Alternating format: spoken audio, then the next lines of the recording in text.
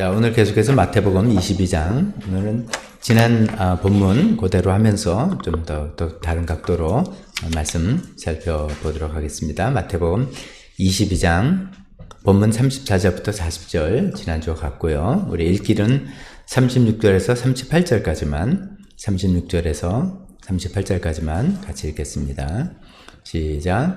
선생님, 율법 가운데 어느 계명이 중요합니까? 예수께서 그에게 말씀하셨다. 내 마음을 다하고 내 목숨을 다하고 내 뜻을 다하여 주 너의 하나님을 사랑하여라 하였으니 이것이 가장 중요하고 으뜸가는 계명이다. 아멘. 여기까지만 읽겠습니다. 우리 지난주에 이어서 계속해서 가장 큰 계명이 뭐냐라는 질문에 대한 대답으로 하나님을 사랑하고 이웃을 사랑하는 것이다 라고 대답해 주셨던 거 살펴봤고, 그 먼저 이제 하나님 사랑에 관해서 우리가 살펴보는 중입니다. 지난주에 그런 말씀 나눴습니다. 우리가 하나님을 사랑하기 위해서는 먼저 하나님이 어떤 분인지를 좀 알아야 되지 않겠느냐. 그래서 하나님의 속성, 또 하나님의 성품, 이런 것에 살펴봤습니다.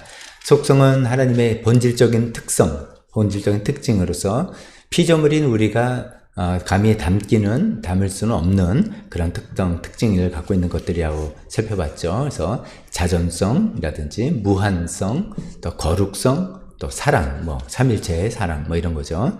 살펴봤고, 반면에 이제 성품은 그런 속성에서 나오는 행동 방식, 어떤 태도, 이런 거. 그래서 이것은 우리가 이제 하나님을 믿으면서 닮으려고 애를 마땅히 써야 되는 그런 것들이죠. 지난번에 몇 가지 살펴봤는데, 하나님의 선하심, 의로우신, 자비와 긍휼, 연민, 그 다음에 진실하심, 신실하심 등등 이제 오래 참음도 있고 많이 있겠죠. 많은 그런 것들에 대해서 살펴봤습니다. 자, 이제 하나님이 이런 분이다 생각하면서 이런 하나님 우리가 사랑해야 되겠다라고 생각하면서 말씀을 이제 이어가 보겠습니다.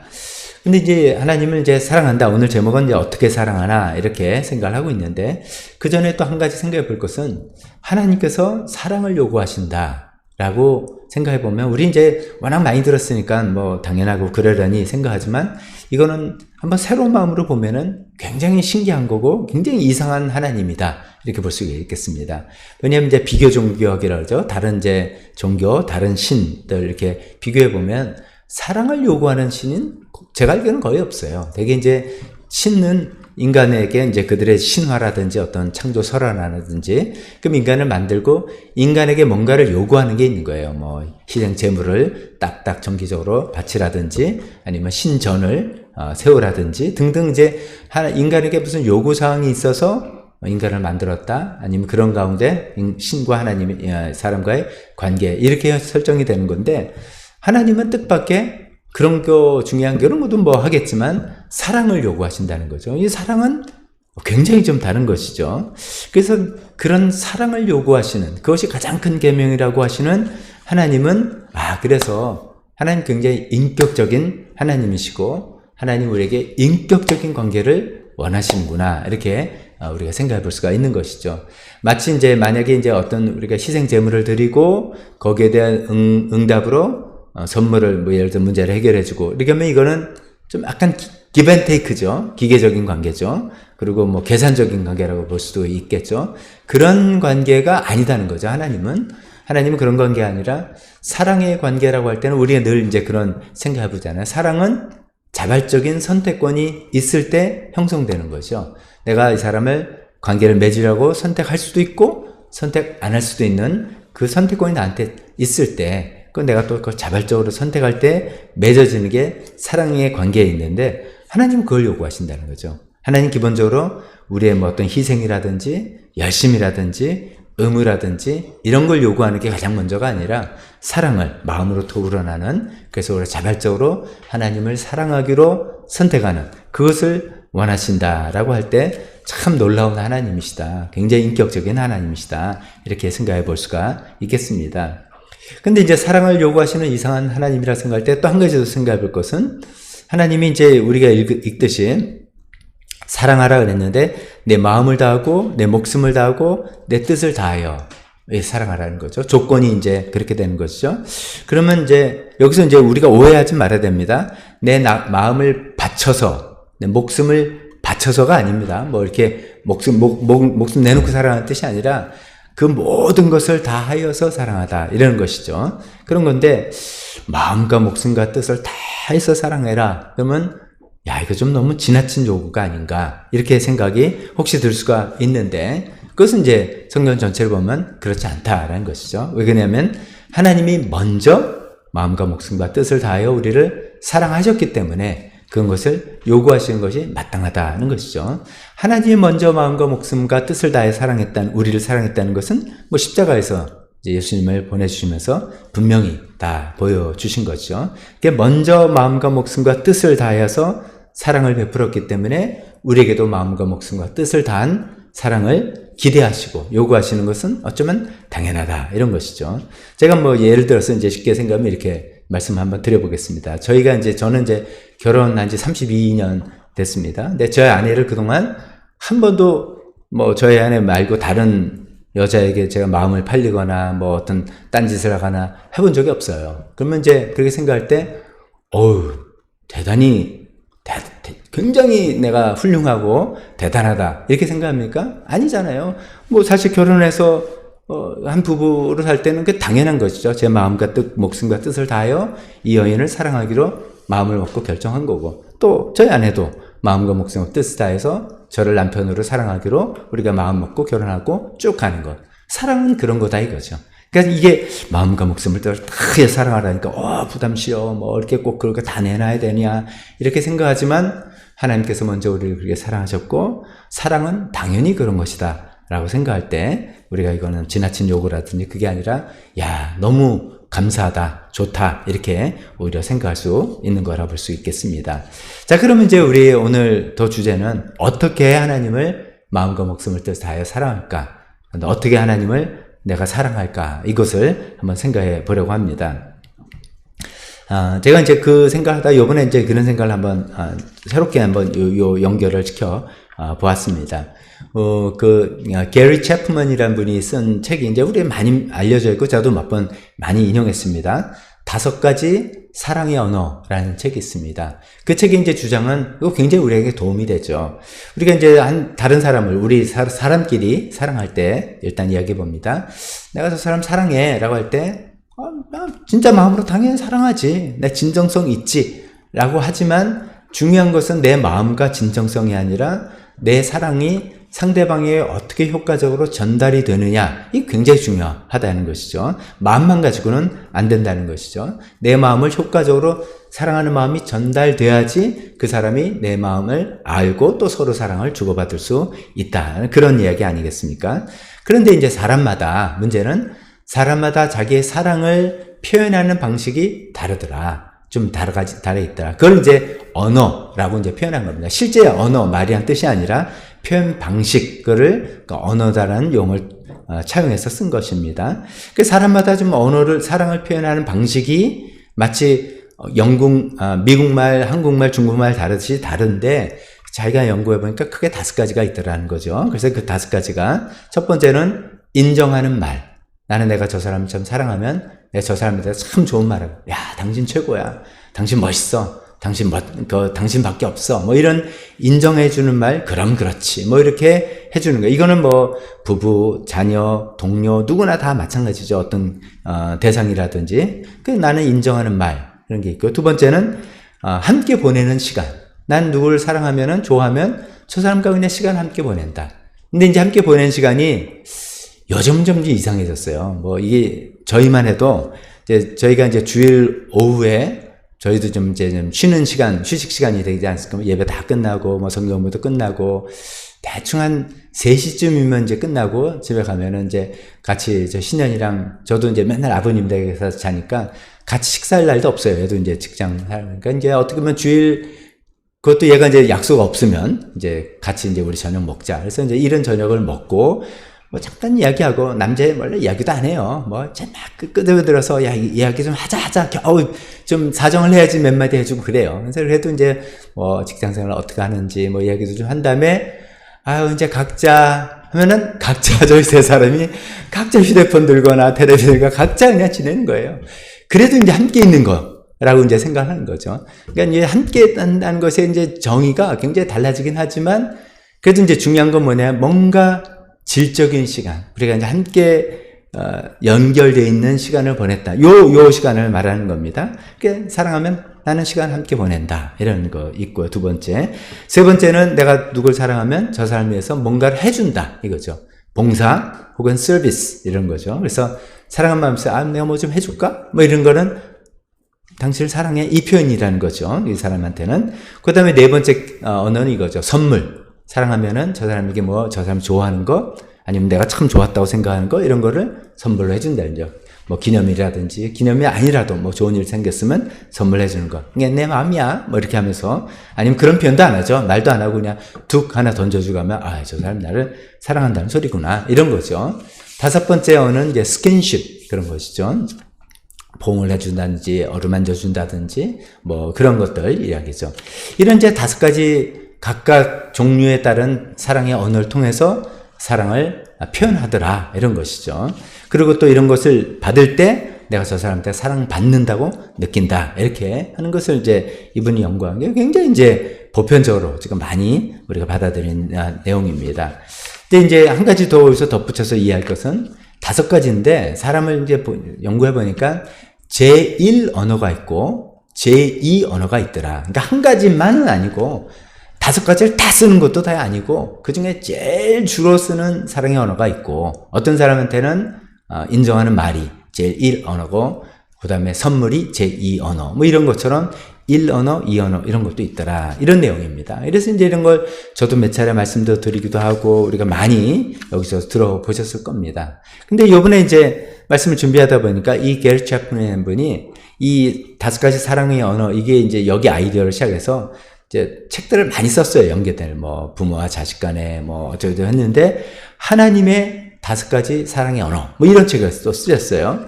그래서 제가 책을 구해서 읽어본 건 아닌데 그 아이디어 개념 가지고 제가 한번 이거 생각을 해봤습니다. 그래 하나님의 다섯 가지 사랑의 언어 그러면 또 뻔하죠. 그 다섯 가지예요. 그 다섯 가지로 하나님도 우리를 사랑한다고 표현하신다라는 그런 개념을 생각한다면 그게 뭘까? 그걸 우리에게 어떻게 생각해 볼까? 우리가 어떻게 생각해 볼 수 있을까? 생각해 보고 그렇다면 우리도 그 다섯 가지 사랑의 언어로 그 방식으로 하나님도 사랑하면 우리가 어떻게 하나님을 사랑할까? 이것에 조금 더 구체적인 도움이 되지 않을까 생각을 해본 겁니다. 먼저 하나님이 다섯 가지 사랑의 언어로 우리를 어떻게 사랑하시는가 한번 하나님과 우리의 관계를 통해서 생각해 보면 첫 번째 인정하는 말이라고 했잖아요. 이것은 이제 성경을 통해서 하나님께서 우리를 인정해 주시고 사랑한다고 표현하신 말씀들이 얼마나 많습니까? 그런 것들이 우리가 은혜 받는 그런 것이잖아요. 많은 것들이 있는데 예를 들면 하나 마태복음 3장 17절에 예수님 침례 받을 때 하신 말씀 예수님께만 하신 말씀이 아니라 예수님을 믿고 하나님 자녀가 된 우리 모두에게도 하신 말씀이라고 하는 그 말씀이죠. 이는 내 사랑하는 아들이다. 내가 그를 좋아한다. 하나님 날 좋아하신대요. 뭐 그럼 다잖아요. I love you 이 말이잖아요. 그럼 그런 말씀이라든지 우리 성경을 읽으면서 하나님께서 하신 나를 인정해 주신 말씀 너는 뭡니까 왕 같은 제사장이다 뭐 이런 말씀 등등 여러 가지 귀한 말씀들을 통해서 하나님을 나에게 인정하는 말을 하시면서 나에게 사랑을 표현해 주신다 이렇게 생각해 볼 수 있습니다. 자, 두 번째로 하나님이 함께 보내는 시간으로 나를 사랑하신다. 그건 또 뭐겠어요? 성령님을 보내주신 게 그런 것이죠. 오늘 아까 찬송도 좀 그런 내용이 한 개 담겨져 있었는데 성령님이 내 안에 오셔서 늘 우리와 함께 동행하셔서 늘 함께 하시는 멀리 떨어져 계신 하나님이 아니라 나와 늘 함께 하시고 동행하시고 내 안에 거하시는 하나님. 그 이상 더 이렇게 설명할 수 있겠습니까? 세 번째, 봉사해주고 서비스해주고 이게 우리가 기도를 할 때 하나님께서 응답해 주시고 문제 해결해 주시는 그런 모든 것들이죠. 우리가 기도할 때 하나님께서 우리 기도를 들어서 문제를 해결해 주시고 길을 열어주시고 이런 것들이 또 서비스를 통해서 하나님이 우리가 그때 하나님 사랑을 많이 느끼죠. 하나님 정말 나를 위해서 정말 이런 문제를 이렇게 해주셨구나. 그렇게 마음 아프며 기도했던 것들을 하나님께서 들어주셨구나. 하나님 정말 사랑하시는구나 느끼는 그런 거죠. 네 번째 하나님의 사랑의 방식이 선물이잖아요. 하나님께서 우리에게 뭘 선물로 주신다. 이 독생자 예수 그리스도를 우리에게 선물로 주시고 구원을 선물로 주시고 뭐 이런 것들, 내가 누리는 모든 은혜를 선물로 주시고 이런 것들 생각해 볼 수 있습니다. 다섯 번째, 이건 어떻게 될까요? 스킨십. 하나님이 나에게 스킨십을 한다. 아니, 엘리야 선지자는 보니까 뭐 그때 우리 연면에 살펴볼 때 이제 천사를 보내서 뭐 터치 흔들어서 이렇게 젠틀리 터치하면서 깨웠다 할 때 진짜 스킨십을 진짜 느꼈겠죠. 우리는 이제 그런 건 아닌데 뭐 이런 거 아니겠습니까? 여러 가지 이제 우리가 기도와 찬양 중에 하나님의 임재를 경험하는 때 그런 거죠. 하나님의 임재를 경험하고 그럴 때 우리가 보통 그런 표현하죠. 하나님이 내 마음을 어루만지셨어. 이렇게 표현하는 거예요. 하나님이 내 마음을 터치하셨다. 이런 것들이 이제 하나님의 어떤 스킨십 같은, 터치 같은 사랑의 표현이겠죠. 또 이런 것도 있겠습니다. 다른 사람의 터치를, 실질적으로 피지컬 터치. 예를 들어서 우리가 참 힘들고 어려울 때 누가 하나님의 이름으로 나를 위로하면서 나를 허그해주고 같이 손을 잡아주고 같이 기도해줄 때 사람이 터치한 거지만 하나님이 그 사람을 통해서 나를 터치해주고 스킨십해주는 그런 것들을 우리가 또 경험하지 않습니까? 그런 식으로 하나님도 이 다섯 가지 사랑의 언어로 끊임없이 나를 사랑해주고 계시는구나. 우리가 이것을 생각해 볼 수 있습니다. 그럼 이제 거꾸로 우리가 하나님을 그럼 이 다섯 가지 사랑의 언어로 어떻게 고백의 사랑을 표현해 볼 수 있을까? 우리 또 이제 쉽게 생각할 수 있을 겁니다. 첫 번째 뭐라고요? 인정하는 말. 우리가 또 많이 하고 있는 걸로 알고 있습니다. 우리가 기도할 때 하나님, 이제 우리가 청원, 요구사항을 기도하는 것도 있지만, 그런 것도 있지만, 우리가 하나님께 하나님 사랑합니다. 하나님 너무 감사합니다. 이런 고백들. 또 하나님 너무 위대하십니다. 하나님 전능하신 하나님, 내가 하나님을 신뢰합니다. 이게 하나님을 인정해드리고, 하나님께 내 사랑의 마음을 표현해드린 이런 말, 이런 찬양, 이런 고백, 이런 것들이 내가 하나님을 사랑을 표현하는 굉장히 좋은 방법인 것이죠. 그래서 그런 찬양을 우리가 많이 하는 게 좋다고 여러 차례 말씀드리고 있습니다. 두 번째, 함께하는 시간. 우리가 하나님과 함께함을 통해서 사랑하는 사람이 늘 함께하고 있으니까. 사실 그래서 우리가 다 이렇게 예배 또 주일 예배 또 어떤 분들은 수요 예배 나오시는 거 아니겠습니까? 근데 이제 이건 너무 기본인데 아주 어떻게 우리 신앙생활 기본이고요. 이게 이제 뭔가 하나님과 개인적인 관계니까 이건 우리의 공동체적인 시간이에요. 우리가 주일 예배는 공동체, 우리가 교회 예배라는 것은 어떤 공동체적인 모임이고 어떤 만남이고 하나님과는 우리가 이제 지금 다루고 있는 건 하나님과 개인적인 만남이잖아요. 개인적으로 시간을 함께 보내는 거죠. 그래서 우리가 무슨 화이트함 큐티를 한다든지 기도와 묵상을 내가 개인적으로 오늘 또 시간을 내서 일정한 시간을 정해서 말씀을 읽고 기도를 하고 하나님 말씀을 묵상하고 하나님과 어떤 시간을 갖고 뭐 이런 것들이 안 할 수가 없게 되는 거죠. 그런 것들을 하는 시간들 갖게 되고 그런 것들이 훈련이 돼서 사실은 더 좋은 거는 일상생활 중에서 우리가 늘 수시로 하나님과 함께 있는 시간, 하나님과 동행하는 시간을 가져보려고 애쓰는 이런 시간을 통해서 하나님의 사랑을 하나님께 사랑을 표현할 수가 있다는 것입니다. 세 번째, 서비스, 봉사. 우리가 하나님께 직접 할 수는 없어요. 하나님께 직접 봉사할 수는 없는, 우리가 해드릴 게 없는데, 하나님의 손과 발이 되어서 하나님이 하시고자 하시는 일을 우리가 할 수 있다 이거죠. 하나님 손과 발에서 하나님께서 누구에게 하실 일을 내가 대신해 주는 것이 바로 하나님께 드리는 일이라는 거죠. 그것이 바로 베품과 섬김인 것이죠. 베품과 섬김을 하나님의 손과 발이 돼서 그것을 통해서 사실 하나님이 다 그것을 받아주신다는 거죠. 마더 테레사 하신 분, 이건 표현이 좀 여러 가지 다르게 표현했지만 유명한 이런 말이죠. 병자, 가난한 자들, 인도에서 그 병자, 가난한 사람들을 이제 어루만져주고 씻겨주고 그들을 돌봐주신 거 아닙니까? 근데 마더 테레사는 그런 병자와 가난한 자들을 어루만질 때 우리는 고통받는 예수 그리스도의 몸을 만지는 것이다. 그래서 사람에게 하는 서비스가 바로 하나님께 하는 서비스다라는 그런 이야기를 하신 적이 있죠. 그다음 네 번째, 선물. 또 이것도 그래요. 하나님께 직접 선물을 드릴 수가 없어요. 하나님께 직접 뭐를 드릴 수가 없는데 그래서 우리는 하나님의 교회, 하나님의 사역, 하나님의 사역자 등등 이렇게 하나님과 연결돼서 하나님의 일을 하는 어떤 기관, 단체, 어떤 사람들에게 선물하는 걸 통해서 하나님께 선물할 수도 있겠다고 또 말씀드립니다. 마지막 5번째, 스킨십. 이런 것들. 아까 이제 우리가 하나님께서 나에게 어떻게 스킨십으로 사랑을 표현하는가 말씀드린 걸 거꾸로 이렇게 할 수가 있죠. 이게 바로 묵상과 기도 시간을 통해서.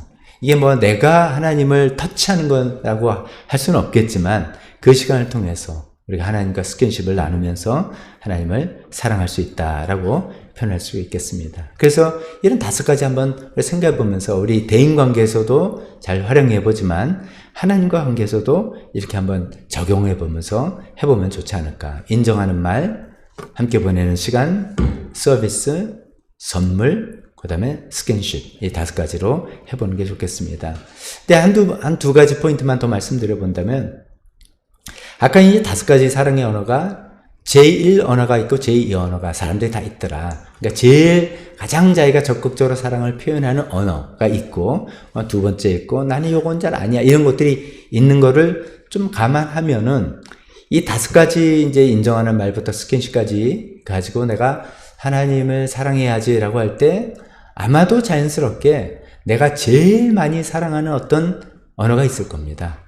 어떤 분에게는 함께 지내는 시간일 수도 있고요. 어떤 분에게는 인정하는 말일 수도 있고요. 그런 것들을 우리가 잘 알면서 나는 이게 내가 제일 가장 하나님을 잘 사랑하는 표현이야 라고 했습니다. 어떤 분들은 그래서 어떤 하나님에서 열심히 섬김과 어떤 봉사와 활동과 사역을 통해서 하나님께 사랑을 표현하는 그런 분이 있을 수도 있겠다 생각하는 것이죠. 또 그 연장선에서 다른 사람, 나는 지금 이제 예를 들어서 인정하는 말이 제1 언어인 사람인데 저 사람은 뭐 예를 들어서 스킨십이다. 그럴 때 저 사람은 나같이 안 하고 이상하게 이렇게 할 필요가 없는 거죠. 각자 자기 방식의 사랑의 방법으로 하나님께 사랑을 표현하고 있고 사랑을 하는 중이기 때문이죠. 자, 그렇게 이제 5가지 사랑의 언어를 통해서 하나님 우리가 사랑해 볼 수 있겠다라고 말씀드리고, 그 다음에 2가지 더 이제 말씀드리면 이제 전통적으로 우리가 많이 말씀드리는 것입니다. 하나님을 사랑한다. 어떻게 사랑할까? 이거 생각해 보면 좀 이런 거예요. 일단 이 사랑은 감정을 이야기하는 게 아니죠. 이모션이 아니라 이럴 때 말하는 사랑은 의지가 더 주안점이 되는 것이죠. will이죠, will. 그래서 하나님을 이제 의지를 가지고 이제 하나님을 사랑하는데 사랑의 개념이 어떻게 보면 이런 거잖아요. 내가 어떤 사람을 사랑의 대상, 주로 이제 우리가 좋아하는 사람이겠죠.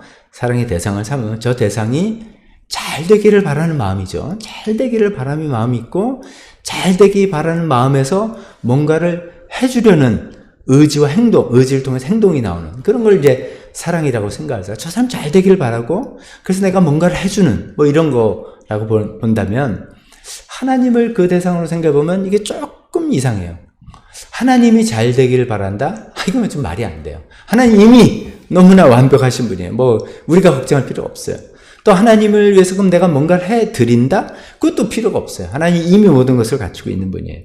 그래서 이제 우리가 일반적으로 사람을 사랑할 때의 방식과 하나님을 사랑할 때 방식을 조금 다른 차원에서 생각해 볼 필요가 있다는 것입니다. 그럼 뭐냐? 하나님을 사랑한다는 것은 우리가 사람들 보통 사랑할 때 뭘 해주기도 하고 하는 그런 것보다는 조금 다른 각도로 생각해 본다면 먼저 하나님을 신뢰하는 것이 하나님을 사랑하는 것이다. 하나님 위해서 뭘 해드리는 것도 좋지만 아까 5가지 언어를 통해서나 뭐 여러 가지를 통해서도 하나님에서 내가 뭔가를 해드리는 것도 좋겠지만 사실은 하나님 그런 것이 필요하신 분이 아니라는 걸 생각해 볼 때 하나님께는 하나님을 신뢰해 드리는 것이 하나님을 사랑하는 방법이다 라고 말씀드리고 싶습니다. 신뢰라는 것이 뭡니까? 하나님께 믿어드리는 거잖아요. 우리가 예를 들어서 이제 어떤 이제 뭐 자녀가 될 수도 있고 동료가 될 수도 있고 어떤 분이 일을 이제 잘 했을 때 우리가 내가 그럴 줄 알았어. 당신이 이거 잘할 줄 알았어. 그 표현이 내가 당신을 신뢰하는 거야. 라는 표현이잖아요. 그 당신이 이 일을 맡으면 이게 반드시 잘 될 거라, 그 좋은 결과가 나올 거라고 내가 알고 있었어. 난 그렇게 믿고 있었어. 이런 거잖아요. 하나님께 대한 그런 마음입니다. 하나님께서 우리 인생을 이끌어 나가시고 하나님께서 이 세상을 이끌어 나가실 때 하나님께서 반드시 선하신 결과로 인도할 것이라고 나는 믿습니다. 이게 신뢰인 것이죠. 근데 이제 그 중간 과정에 우리가 이제 뭐 너무 쉽죠. 모든 게 잘 되면 너무 쉬운데 그게 왜 빛나고 같이 있냐면은 중간 과정이 좀 애매하거든요. 우리가 살아가면서 겪는 중간 과정인데 이게 좀 일이 좀 잘 이상하게 풀리고 안 되고 뭐 꼬이고 뭐 이런 일들이 많이 있단 말이죠. 그럼에도 불구하고 하나님께서는 선하신 결과를 이루어질 거라고 내가 믿는 것 뿐만 아니라 그 과정을 내가 이해를 못해서 그렇지 그 과정도 나는 하나님께 온전히 맡겨드립니다. 그 과정이 마치 나라면 저렇게 안 할 텐데 나라면 이게 그냥 이렇게 술술 풀리게 할 텐데 왜 하나님이 이렇게 꼬우실까? 과정이 내가 마음에 안 들지만도 그 과정마저도 하나님을 신뢰하고 맡겨드리는 것. 그리고 거기에 따른 결과는 반드시 하나님의 선하신 결과, 내가 바라는 결과라는 뜻이 아니라 하나님의 지난번에 살펴봤을 때 하나님 성품의 선하신 goodness 얘기했잖아요. 그러니까 하나님의 선하심이 나타나는 결과로 하나님 반드시 이루실 것이다 라는 것을 내가 신뢰하고 믿어드리는 그런 것이죠. 그럴 때 하나님께서 네가 나를 사랑하는구나, 네가 나 정말 믿는구나. 우리도 사실 이제 그런 것도 이제 믿어줄 때 사랑을 표현하는 것처럼 하나님은 우리한테 뭐가 필요한 분이 아니잖아요. 근데 하나님 우리가 철석같이 믿어드릴 때 하나님께 그것을 하나님을 사랑하는 것이다 라고 우리가 말씀드릴 수 있겠습니다. 여기서 이제 신뢰를 우리가 이제 보통 경제 개념으로 말하면 신용이잖아요. 신용. 돈을 이제 빌렸을 때 은행에 대출했을 때 뭐 언제까지 돈을 이자 얼마에서 탁탁 갚겠다. 그래서 이제 그걸 잘 갚으면 신용이 좋다 이렇게 되잖아요. 이제 신용이 좋으면 뭐 대출을 할 때도 도움이 되고 대출 이자도 낮아지고 여러 가지 좋다 뭐 이런 일이 있는데 우리가 이제 하나님을 내가 신뢰하나, 하나님 내가 신뢰할 수 있나 이걸 신용이란 단어로 한번 생각해 보는 거죠. 하나님 신용 좋으신 분인가? 어떠세요? 여러분 생각에 하나님 신용이 좋으십니까? 100%죠. 하나님께서 약속하신 것들을 다 이루셨다는 거죠. 구약 성경에 있는 많은 예언들이 이루어졌다. 우리가 하나님을 어떻게 신뢰하는가 하면 하나님의 약속을 지키시는 걸 보고 아는 거예요. 사실 그냥 무조건 신뢰하자가 아니라 하나님께서 약속을 이루시는 걸 보고 저분은 정말 신용이 있는 분이구나. 따라서 신뢰할 수 있는 분이구나. 이렇게 되는 것이죠. 그래서 이제 구약에 나오는 여러 가지 약속들, 여러 가지 예언들, 이런 것들이 어떻게 이루어지는가, 어떻게 하나님께서 지키셨는가를 보고 결국 예수님을 통해서 그 약속을 궁극적으로 이루시는 걸 다 보니 하나님 정말 신실하시구나. 하나님 좀 믿을만하구나. 하나님 신용이 있는 분이구나. 따라서 하나님을 신뢰할 수 있구나. 그래서 하나님을 이렇게 신뢰할 때 그것이 우리는 하나님을 사랑한다라고 말할 수 있겠습니다.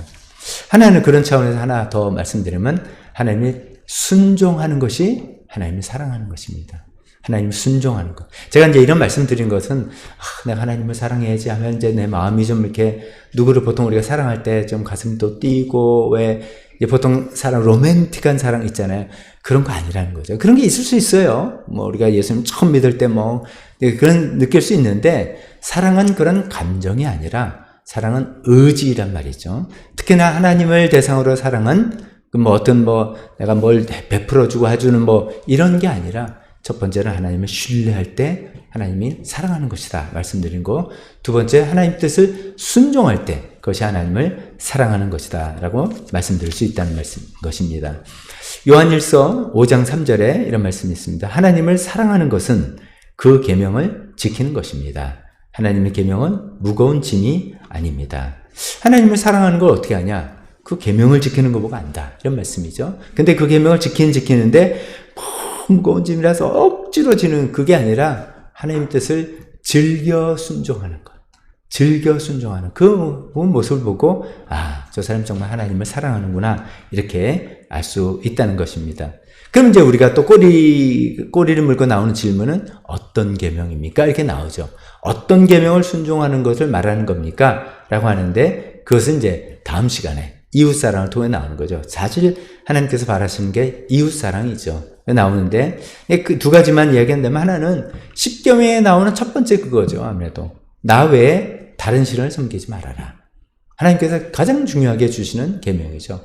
나 외에 다른 신을 나 외에 다른 존재를 하나님으로 내 마음에 품고 섬기고 기대고 의지하지 말라라는 계명을 순종하는, 그것이 하나님을 사랑하는 것이죠.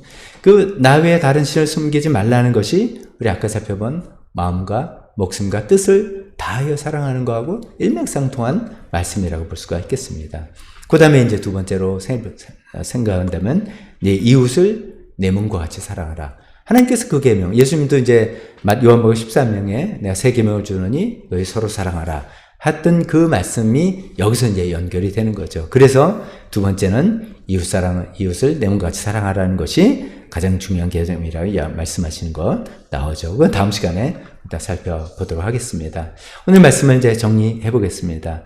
하나님께서는 우리에게 사랑을 요구하시는 굉장히 뜻밖의 이상한 하나님이십니다. 근데 그만큼 하나님 인격적인 분이시고 우리가 인격적인 그런 관계를 원하시는 그런 분이시다는 것을 우리가 또 다시 알 수 있겠습니다. 하나님 먼저 마음과 목숨과 뜻을 다해 사랑하셔서 우리에게도 그런 것을 요구하시는, 그것은 또 마땅한 거다라고 생각해 봤습니다. 어떻게 하나님을 사랑할까? 일단은 5가지 사랑의 언어를 가지고도 한번 적용해 봤습니다. 인정하는 말로 하나님을 찬양과 경배를 고백하고 마음껏 그렇게 합시다. 하나님 좋아하십니다. 기뻐하십니다. 그 다음에 하나님과 함께 시간을 보내는 것, 어떤 일정한 시간을 보내는 거 연습을 하고 훈련을 하고 점점점 낙해서 내가 일상생활에서 늘 하나님과 동행하고 함께 한다는 것을 나가는 그런 것까지 해보면 좋겠습니다. 서비스, 선물, 하나님께 직접 할 수 없지만 다른 사람을 통해서 다른 사람에게 하는 것이고, 스킨십, 하나님의 임재에 참여해보는 그런 것들이죠. 그런 거와 함께 아까 말씀드린 신뢰, 그 다음에 순종, 이런 것들이 하나님을 사랑하는 방식이다라고 생각할 때, 이런 방식을 가지고 우리가 또 나는 이렇게 하나님을 사랑해야 되겠다라고 해서 하나님의 말씀은 순종해 나가는 우리가 되었으면 좋겠습니다. 기도하겠습니다.